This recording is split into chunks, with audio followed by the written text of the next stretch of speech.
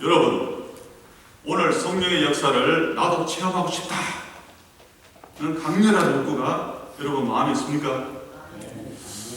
이 1990년대에 기도원 집회나 부흥회에서 많이 불렀던 이 복음성가 중에 성령 받아라 라는 곡이 있었어요. 이게 뭐냐 그러면 성령 받아라 성령 받아라 예수 내게 말씀하셔서 성령 받아라 성령 받아라 예수 내게 말씀하셔서 할렐루야 성령 받았네 나는 성령 받았네 할렐루야 성령 받았네 나는 성령 받았네. 저는 이 복음성가를 부르면서 어떻게 하여야 성령을 받을까 생각하여 보곤 했습니다. 왜냐하면 이 노래 속에는 어떻게 하여야 성령을 받는다는 말이 없었기 때문입니다. 더 나아가 성령이 임하면 어떤 현상이 일어날까? 그리고 성령을 받은 사람은 그의 삶이 어떻게 변화될까? 라는 생각을 했었어요. 오늘 저는 여러분과 함께 사도행전 2장 1절에서 4절 말씀을 통해서 이 세 가지에 대해서 하나님의 메시지를 함께 듣고자 합니다. 첫째, 어떻게 하여야 성령의 역사를 경험하게 되는가라는 것입니다. 어떻게 하면 성령의 역사를 경험하는가? 사도행전 2장 1절 말씀을 보겠습니다. 오순절 날이 이미 이름에 저희가 다 같이 한 곳에 모였더니 라고 되어 있습니다. 여기 오순절이라는 말은 헬러 펜타코스터에서 유래하였으며 50일이라는 의미를 가지고 있습니다. 이스라엘에는 3대 절기가 있습니다. 그게 첫째가 유월절이고 둘째가 오순절이고 셋째가 초막절입니다. 이 오순절은 이 3대 절기 중에 하나인데 유월절 이후 50일째 되는 날에 지킨 이스라엘의 절기입니다. 미래 첫 수확을 하나님께 드리는 히브리 최대의 농경축제였습니다. 풍성한 수확을 허락하신 하나님의 은혜에 대한 감사와 기쁨을 표시하는 날이었습니다. 또한 시내산에서 율법을 주신 것을 기념하는 날이었습니다. 성령 강림 이후의 오순절은 그리스도의 부활과 성령의 역사로 말미암은 신약시대 교회의 시작이 되었습니다. 예수님이 하늘로 올라가신 후 예수님의 약속하신 성령을 기다리는 무리들은 더불어 마음을 같이하여 저녁 기도에 힘을 썼습니다. 누가복음 24장 49절에 보면 내가 내 아버지의 약속하신 것을 너희에게 보내리니 너희는 위로부터 능력을 입히울 때까지 이 성에 유하라 라고 되어 있습니다. 언제까지? 능력을 입히울 때까지 기다리라는 거예요. 예수님은 자기를 따르는 자들에게 약속하신 성령이 임할 때까지 떠나지 말고 모여 머물러 있으라 라고 말씀을 하셨습니다. 각자 자기 집으로 돌아가서 알아서 기도하라고 하지 않았다는 겁니다. 우리 갈보리 성교교회가 속한 하나님의 성회는 오순절 성령의 역사를 사모하였던 귀한 젊은이들을 통하여 생겨난 교단입니다. 초대교회에서 일어난 성령의 역사로서 방언은 지금도 일어나는가 하는 의문을 가진 청년들이었습니다.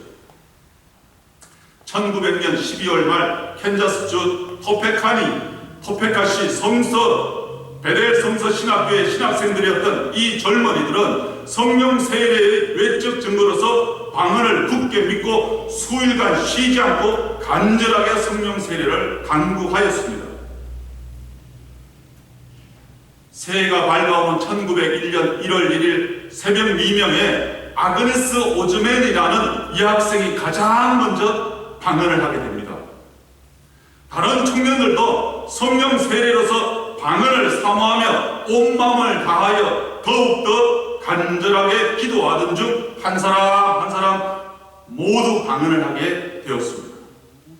방언은 성령 세례로서 사모하며 믿는 우리에게 주어졌습니다. 제가 어렸을 때 교회에서 매년 자주 부흥회가 열렸습니다.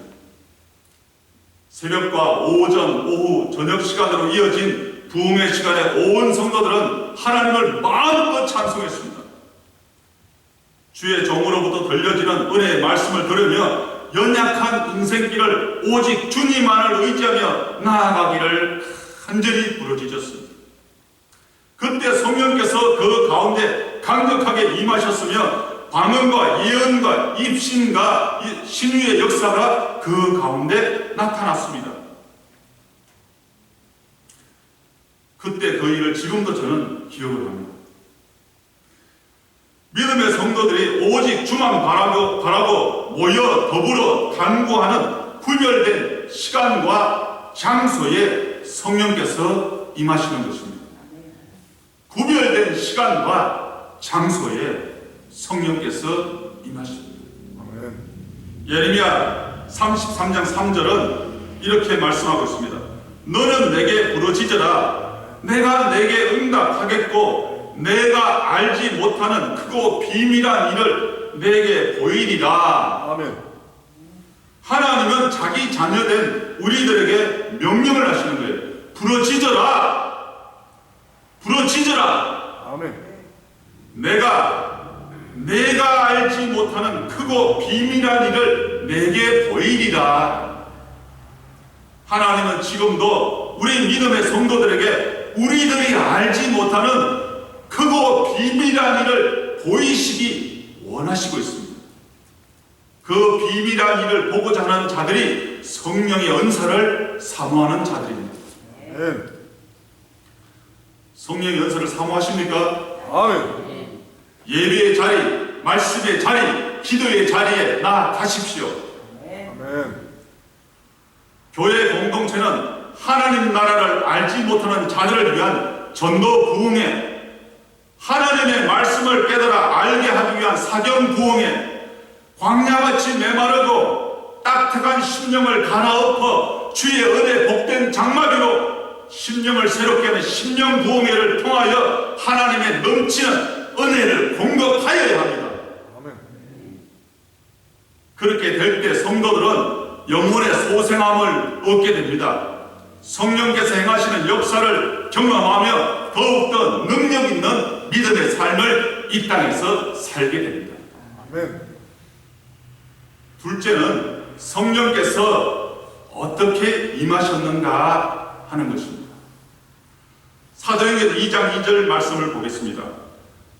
호련히 하늘로부터 급하고 강한 바람 같은 소리가 있어 저희 앉은 온 집에 가득하며, 이 말씀에서 하늘로부터 급하고 강한 바람 소리가 임하였다는 것은 성령의 능력과 성령의 충만한 임재를 상징하는 것입니다.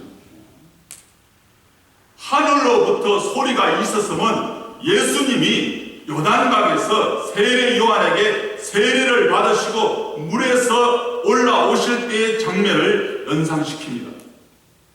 마가복음 1장 11절에 하늘로서 소리가 나기를 너는 내 사랑한 아들이라 내가 너를 기뻐하노라는 말씀에서 하늘은 성부 하나님이 머무시는 곳을 나타냅니다.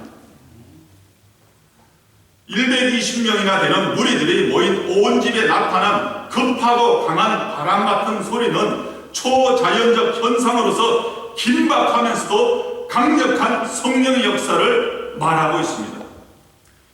이것은 그리스도의 대사로서의 임명장을 수여하는 자리로서 성령의 임재를 말하고 있습니다.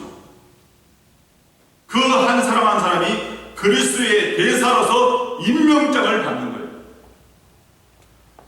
시편 104편 4절에 바람으로 자기 사자를 삼으시며 화염으로 자기 사역자를 삼으시며 라는 말씀은 바람과 불이 하나님의 임재, 즉 성령의 임재를 나타내고 있다는 것을 말하고 있습니다. 다시 사도행전 2장 3절 말씀을 보겠습니다. 불의 혀같이 갈라지는 것이 저희에게 보여 각 사람 위에 임하여 있더니 라고 했습니다. 불은 하나님의 임재의 표정이라고 말했습니다. 출애굽기 3장 2절에서 여호와의 사자가 떨기나무 불꽃 가운데서 그에게 나타나시니라. 그가 보니 떨기나무에 불이 붙었으나 사라지지 아니하니라. 하나님은 호렙산 불꽃 가운데서 모세를 애굽에서 종살이를 하는 이스라엘 백성들을 구원할 지도자로 부르셨습니다. 마찬가지로 성령의 불이 모인 무리들에게 보여 각 사람 위에 임하였으면 예수 그리스도의 증인으로서 구원을 선포할 하나님의 나팔수로 그들을 부르셨음을 예표하고 있는 것입니다. 하나님의 복음의 나팔수로 여러분들을 부르셨습니다. 아멘. 뿐만 아니라 불은 불순물을 제거하고 정결케 하시는 성령의 기름 부으심을 상징합니다. 성령의 기름 부으심을 받은 성도들은 성령의 말하게 하심을 따라 세상을 향하여 힘차게 나아가게 됩니다. 셋째는 성령의 충만함을 입은 사람들에게 어떤 변화가 일어나는가 하는 것입니다. 사도행전 2장 4절 말씀을 보겠습니다. 저희가 다 성령의 충만함을 받고 성령이 말하게 하심을 따라 다른 방언으로 말하기를 시작하니라 라고 했습니다. 저는 이 말씀 속에서 성령의 말하게 하심을 따라 라는 말씀을 유심히 보았습니다. 내 생각, 내 뜻이 아니라 성령의 말하게 하심을 따라 라고 했습니다. 성령께서 바람과 같이 불의 혀와 같이 임하신 이유가 무엇인지 우리는 깨달아야 합니다. 성령께서 나를 통하여 무엇을 하시기를 원하시는가 알아야 한다는 것입니다. 시골 마을에 한 꼬마가 있었습니다. 이 어린 꼬마는 너무나 과자를 사 먹고 싶었어요. 근데 엄마가 과자를 안 사주시는 거예요. 시골 살림에 돈이 별로 없죠, 사실. 그런데 어느 날 저녁에 밥을 짓던 어머니가 아이를 부르시며 말씀하십니다. 얘야, 저 가게 가서 두부 2모만 사와라. 그러니까 아이가 네 하고 대답을 한 아이는 열심히 가게로 달려가는 거예요. 헐레벌떡 이제 막 가게 하는 거야. 그러니까 이제 가게 주인 아저씨가 보고 있다. 얘야, 뭐 사러 왔니? 네, 과자 주세요.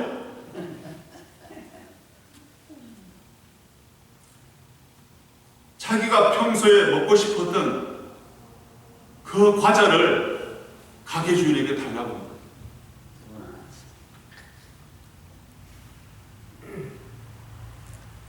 엄마가 시킨 두부 사오라는 심부름은 까맣게 잊어버리고 자기가 먹고 싶었던 그 과자를 가게 주인 아저씨한테 달라는 거예요. 여러분, 혹시 우리 믿음 생활이 이렇지 않습니까? 하나님의 말씀하심의 소리는 관심이 없고 내가 하고 싶은 걸 하는 거예요. 사도행전 1장 8절에 오직 성령이 너희에게 임하시면 너희가 권능을 받고 예루살렘과 온 유대와 사마리아와 땅끝까지 이르러 내 증인이 되리라. 성령 충만으로 그리스도의 증인으로 서라는 주님의 명령이십니다. 초대교회의 베드로와 사도들 및 성령을 체험한 무리들은 성령의 말하게 하심을 따라 담대히 하나님 말씀을 전하게 되었습니다. 수많은 표적과 기사가 그들 가운데 나타났습니다. 예언과 방언과 통역과 영적 변화 및 신유와 같은 초자연적 현상이 예수 이름이 선포되는 곳곳마다 성령 세례의 강력한 역사로 나타났습니다. 위에서 말했던 1901년 새벽두에 성령의 임재를 체험한 그 신학생들 또한 복음을 전파하고자 하는 열망으로 불타올랐습니다. 그들은 가는 곳곳마다 열심히 복음을 전하였습니다. 그 결과 그 학생들의 손으로 세계의 새로운 교회를 세웠습니다. 이것이 하나님의 성회의 시작이며 성령운동의 시발점이 되었습니다. 활활 타오르는 복음 증거에 대한 열망으로 복음은 들불처럼 전 세계로 뻗어나가게 되었습니다. 현대를 살아가는 우리 성도들도 이 복음 증거의 사명을 잊지 말고 꼭 실천하여야 합니다. 성령 충만을 경험한 사람들은 세상에서의 삶에 있어서도 담대히 살아갈 수가 있습니다. 이사야 41장 10절에 두려워 말라 내가 너와 함께 함이니라 놀라지 말라 나는 내 하나님이 됨이니라 내가 너를 굳세게 하리라 참으로 너를 도와주리라 참으로 나의 의로운 오른손으로 너를 붙들리라. 아멘. 성령 하나님이 내 안에 계셔 나와 함께 하시며 나를 도와주시며 능력을 행하며 살게 하신다는 거예요. 아멘. 어둠에 붙잡힌 자가 성령 하나님의 의로운 오른손을 붙잡을 때 어둠의 쇠사슬을 끊고 빛 가운데 나아오게 됩니다. 아멘. 진리 안에서 참 자유를 누리며 살게 됩니다. 아멘. 나아가 내가 만난 성령 하나님을 증거하는 자가 됩니다. 아멘. 무엇보다도 그들이 머무는 자리에서 그리스도의 향기를 바라는 자의 삶을 살게 되는 것입니다. 아멘. 성령 충만한 삶을 살기를 원하십니까? 아멘. 먼저 모이기를 힘쓰십시오. 아멘. 모이기를 힘쓰십시오. 더불어 주의 능력을 구하십시오. 아멘. 주의 능력이 내게 임해야지 내가 능력을 행할 수 있는 거예요. 아멘. 성령 세례는 약속을 믿고 공동체 안에서 간절히 기도하며 구하는 자들에게 임합니다. 아멘. 하늘로부터 주어지는 바람과 같이 불과 같이 역사하시는 성령님을 경험하게 됩니다. 아멘. 성령의 능력을 덧입은 자들은 성령의 말하게 하심을 따라 담대히 증인된 믿음의 삶을 이 땅에서 살아가게 됩니다. 아멘. 성령의 인도하심을 따라 주의 명령을 따르는 귀하고 복된 인생을 살 수 있습니다. 제가 어렸을 때 이 부흥회 참석해서 들었던 노래, 그런데 어느 날 그 노래가 떠오르는 거예요. 저희 어렸을 때 부흥회 때 이제 이 찬송가에 없는 곡들을 많이 불렀어요. 근데 이게 뭐 가사 내용이 정확한지는 모르지만 제 기억으로 분명히 그거는 초등학교 때의 부흥회를 가다 보면 그걸 부르는 거예요. 그 노래 중에 이런 노래가 있습니다. 호렙 산정 가시던 불꽃 속에서 모세를 불러주신 하나님께서 이강산에 우리 불러 불세례 주니 이것이 다 한국의 소망. 이 몸 바쳐 금수강산에 복음 나라를 이룰 때까지 복음 들고 힘차게 어서 나가자. 동력하늘 밝아온다. 이 믿음의 고백이 저와 여러분들의 고백이 되시기를 예수님 이름으로 부탁드립니다. 아멘. 다 같이 기도하겠습니다.